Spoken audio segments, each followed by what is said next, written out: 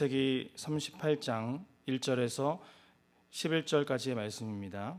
구약성경 54쪽에 있는 창세기 38장 1절에서 11절 말씀을 한 절씩 교독하신 후에 마지막 절은 함께 봉독하겠습니다. 그 후에 유다가 자기 형제들로부터 떠나 내려가서 아둘람 사람 히라와 가까이 하니라.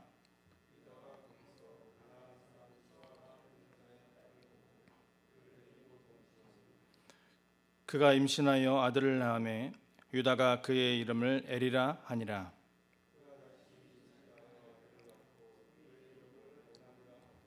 그가 또다시 아들을 낳고 그의 이름을 셀라라 하니라. 그가 셀라를 낳을 때에 유다는 거십에 있었더라.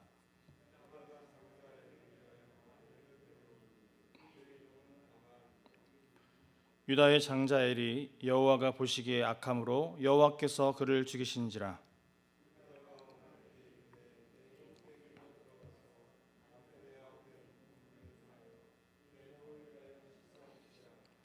오나니 그 씨가 자기 것이 되지 않을 줄 알므로 형수에게 들어갔을 때에 그의 형에게 씨를 주지 아니하려고 땅에 설정하매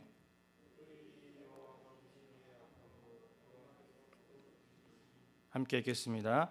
유다가 그의 며느리 다말에게 이르되 수절하고 내 아버지 집에 있어 내 아들 셀라가 장성하기를 기다리라 하니 셀라도 그 형들 같이 죽을까 염려함이라. 다말이 가서 그의 아버지 집에 있으니라. 아멘. 오늘 본문 창세기 38장을 읽는 사람들에게 이 말씀은 좀 이상하게 느껴지는 이야기일 수도 있는데요.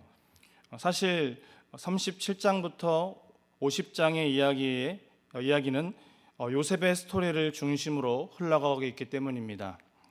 37장은 요셉의 형들에게 애굽으로 팔려가는 이야기이며 또 39장은 애굽으로 팔려간 요셉이 어떠한 일을 겪게 되는지를 설명하고 있는데요. 그런데 갑자기 38장에서 유다 이야기가 지금 등장하고 있습니다. 그래서 어떻게 보면 오늘 읽은 이야기는 전체의 말씀과 어울리지 않는 것처럼 보입니다. 그렇다면 창세기 38장 전체 이야기를 간단하게 요약하면 어떠한 이야기입니까? 시아버지와 며느리가 부적절한 관계를 가짐으로써 쌍둥이를 낳았다. 그 이야기가 지금 이 이야기로 나와 있습니다. 그런데 우리가 먼저 기억할 것은 창세기 마지막 족보의 주인공이 요셉이 아니라는 것입니다. 겉으로 보기에는 이 스토리의 주인공이 요셉처럼 보이지만 보다 정확하게 말씀드리면 야곱의 가족 이야기를 담고 있다는 것이죠. 요셉이 주도적인 역할을 하고 있는 것처럼 보이지만 요셉의 내용이 전부는 아니라는 것입니다. 만약 그렇게 되면 야곱의 스토리가 완성될 수가 없기 때문인데요. 그렇게 유다의 이야기가 있어야 야곱의 이야기가 완성될 수 있기 때문에 오경의 저자인 모세는 지금 유다 이야기를 기록하고 있다는 것입니다. 비록 한 장이긴 하지만 오늘 본문 38장은 요셉이 애굽에 있는 동안에 야곱의 아들들이 가나안 땅에서 어떻게 살았는지를 지금 보여주고 있는데요. 사실 요셉과 유다는 그들의 삶에 있어서 너무 상반된 인생을 살아가고 있습니다. 요셉은 노예로 팔려갔음에도 불구하고 스스로 거룩을 지키려고 애썼습니다. 그는 보디발의 아내의 유혹을 단호하게 말씀으로 물리치고 있습니다. 그러나 유다는 어떻습니까? 오히려 성적으로 타락하여서 세상 정욕에 빠져들고 있는데요. 중요한 사실은 무엇일까요? 이러한 모든 상황 속에서도 하나님께서는 야곱의 가정을 변함없이 지켜주셨다는 것입니다. 이것이 하나님의 신실하심, 은혜라는 것입니다. 그리고 그 지키시는 방법이 참으로 놀라운데요. 하나님은 이방 여인을 통해서 그 일을 하고 계셨다는 것입니다.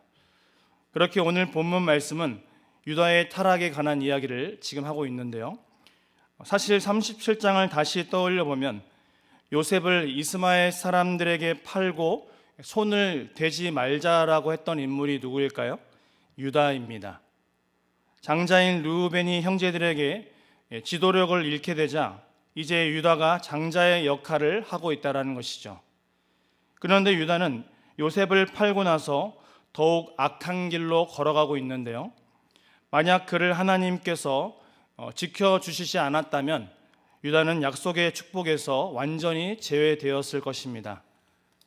왜냐하면 유다는 자기의 형제들을 지금 떠나고 있기 때문입니다. 떠났다라는 문자적인 의미는 내려갔다라는 것이고 또 이것은 타락을 의미하고 있습니다. 이렇듯 유다의 제목은 하나님의 거룩한 공동체로부터 떠나는 것에서 시작되었다라는 것입니다. 그렇게 오늘 본문 1절을 보시면 형제를 떠난 유다는 아둘람인 히라라는 사람을 가까이 하게 되었습니다. 그리고 2절에 유다가 거기서 가나안 사람 수아라 하는 자의 딸을 보고 그를 데리고 동침하였다라고 말씀하고 있는데요. 여기서 그를 데리고 동침한이라는 부분이 등장합니다. 이것이 바로 하와가 선악과를 따먹었을 때 사용된 표현과 똑같은 표현입니다. 그는 육체적인 모습에 이끌려 가나안 여인을 자신의 아내로 취했다라는 것입니다. 유다는 그렇게 수아의 딸에서 3명의 아들을 낳았습니다. 그들의 이름은 3절에서 5절에 나타나고 있는데요. 엘과 오난과 셀라입니다. 지금 유다가 형제들을 떠나가서 유력한 친구도 사귀었고 또 좋은 배우자도 만났고 또 3명의 자녀도 얻었다라는 것입니다. 세상적으로 봤을 때는 괜찮아 보입니다. 아주 나이스해 보이죠. 그런데 5절을 보면 그가 셋째인 셀라를 낳았을 때에 그가 살았던 곳이 거십이라고 기록하고 있는데요. 그 뜻은 무엇일까요? 거짓이라는 뜻을 갖고 있습니다. 그리고 유다는 직접 다말이라는 여자를 골라 큰 아들 엘에게 주었다라고 6절은 기록하고 있는데요. 그렇게 그는 세상에서 잘 되는 것처럼 보였습니다. 아주 번영하는 것처럼 보였는데 그 잘됨과 번영은 오래가지 않았습니다. 7절을 보면 유다의 장자 엘이 여호와가 보시기에 악함으로 여호와께서 그를 죽이셨다라고 기록하고 있습니다. 지금 하나님께서 직접 죽이시는 경우는 흔치 않은데 엘은 여호와 하나님의 진노를 촉발했다라는 것이죠. 그렇게 하나님은 회개의 기회도 주지 않으시고 즉시 그를 죽이셨습니다. 오난의 범죄는 더욱더 구체적으로 묘사되고 있는데요. 형이 죽었습니다. 유다는 8절에 아우 오난으로 하여금 형수를 아내로 취하게 하고 있습니다. 그 당시의 법에 따르면 계대 결혼이 성행하고 있었습니다. 즉 형이 죽었을 때에 아우가 형수를 아내로 삼아서 대를 잇게 하는 법이 존재했다라는 것이죠. 그렇게 함으로써 형수가 그 집안에서 버림받지 아니하고 보호를 받을 수 있었다라는 것입니다. 그래서 아들을 낳으면 오난의 아들이 아니라 엘의 아들이 되었다라는 것입니다. 그런데 오난은 이것을 미리 알고 있었습니다. 그래서 지금 거부를 하고 있었다라는 것이죠. 형의 후손이 끊어지면 자기가 장자가 되어서 아버지가 남긴 유산의 반을 차지할 수가 있었는데 형수를 아내로 취한다면 자기의 몫이 현저히 줄어들 것을 지금 걱정하고 염려하고 있다는 것입니다. 그래서 오난은 지금 어떠한 행동을 하고 있습니까? 그 씨가 자기가 되지 않을 것임을 미리 판단했습니다. 그리고 다말을 거부함으로써 하나님 앞에서 죄를 지었다라는 것이죠.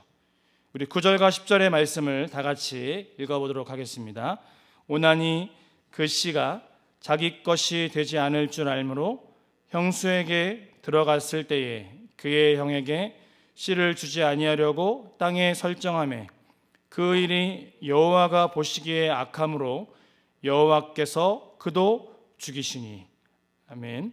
오늘 본문은 야곱 가문에 큰 위기가 찾아왔음을 말씀하고 있는데요. 그들은 지금 한 가족의 대가 끊길 위험에 처하고 있습니다. 11절을 보시면 유다가 그의 며느리 다말에게 이르되 수절하고 내 아버지 집에 있어 내 아들 셀라가 장성하기를 기다리라 하니 셀라도 그 형들같이 죽을까 염려함이라. 다말이 가서 그의 아버지 집에 있으니라 라고 말씀하고 있는데요. 그는 지금 무엇을 하고 있습니까? 나이 어린 셀라도 형과 같이 죄를 지으면 또 죽을지도 몰라. 두 아들이 죽는 것은 그들의 죄 때문임에도 불구하고 그 책임을 다말에게 떠넘기고요, 다말을 아비의 집으로 돌려보내는 야비한 행동을 하고 있다는 것이죠. 사랑하는 성도님들, 오늘 우리는 이 혼란스러운 말씀을 보고 있습니다. 그리고 이 말씀을 읽으면서 무엇을 깨달아야 하겠습니까? 성경에 나오는 유다를 욕하면서 정죄하는 인생이 아니라 우리도 성도로서의 정체성을 기억하며 세상에서 동화되어 부패한 인생을 살아가지 않도록 주의해야 한다는 것입니다. 성도는 내가 어디에 있는지 그리고 어떻게 살아가야 하는지를 늘 말씀으로 점검받고 또 우리의 인생을 하나님의 말씀의 거울에 비추어 살아가는 사람이기 때문이죠. 우리는 세상과는 구별된 거룩한 백성, 성도라는 것이죠. 그렇게 우리가 거하는 장소와 함께 하는 사람들에게 큰 영향력을 받기 때문에 오늘도 말씀의 거울에 비추어 세상에서 주의 뜻 가운데 걸어가는 저와 귀한 성도님들의 삶이 되시기를 바랍니다. 세상 사람들한테 먼저 묻고 세상 사람들을 의지하는 것보다 먼저 이 시간에 교회에 나오셔서 하나님께 물으시고 하나님의 은혜를 구하는 인생이 되시기를 바랍니다. 그것이 더 빠른 것이고 하나님의 말씀의 거울에 비추어 살아가는 것이 하나님이 기뻐하시는 귀한 일이라는 것이죠. 그렇게 거룩하신 하나님은 오늘도 우리에게 말씀하고 계십니다. 우리의 눈에 보이는 것을 조심하라고 말씀하시고 또 우리가 발이 가는 곳을 유의하여 보라고 이야기하고 있다는 것입니다. 왜 그렇습니까? 세상이 참 악하다는 것입니다. 또한 우리가 기억해야 될 것은 하나님은 자비와 은혜의 하나님도 되시지만 동시에 우리를 심판하시는 공의의 하나님이라고 분명히 말씀하고 있다는 것이죠. 그렇게 우리는 두려워 보이는 세상의 문화가 아니라 몸은 죽여도 영혼은 죽일 수 없는 그 사람의 말이 아닌, 행동이 아닌 하나님을 경외하는 삶을 살아가야 한다라는 것입니다. 다시 한번 강조하지만 하나님을 경외하는 것이 무엇입니까? 하나님을 공경하는 것입니다. 하나님을 두려워하는 것입니다. 하나님을 가장 공경하고 하나님을 가장 두려워하는 것은 하나님을 예배하는 것입니다. 오늘 우리는 누구를 위해 인생을 살아가고 있을까요? 나를 위해 살아갑니까? 아니면 내 자녀의 인생을 위해서 열심히 인생을 살아가고 있습니까? 이것을 생각하면서 우리 자신과 우리의 자녀를 위한 또 부모님을 위한 일차원적인 삶이 아니라 하나님의 나라와 의를 구하며 오늘도 표대를 향하여 오늘도 내일도 달려가고 계시는 저와 모든 성도님들의 귀한 삶이 되시기를 주님의 이름으로 축복합니다. 하나님 감사합니다. 오늘도 살아계신 하나님을 의지하며 우리가 성도로서의 정체성을 기억하게 하시고 이 세상에서 동화되어 부패한 인생을 살지 않도록 주의하는 귀한 삶을 살아가기를 원합니다. 내가 지금 어디에 있는지, 어디에 앉아 있고 어떻게 머릿속에 생각하며 살아가는지를 늘 말씀으로 점검받게 하시고 눈에 보이는 세상 또 더 좋아 보이는 것으로 따르는 인생이 아니라 세상에서 구별된 거룩한 백성, 성도로서 살아가게 하시고 하나님의 말씀의 거울에 비추어 오늘 하루를 세상에서 주의 뜻 가운데 걸어갈 수 있는 귀한 우리의 삶이 되기를 간절히 바라오며 귀한 자녀의 삶이 되기를 바라오며 우리 주 예수 그리스도의 이름으로 기도하옵나이다. 아멘.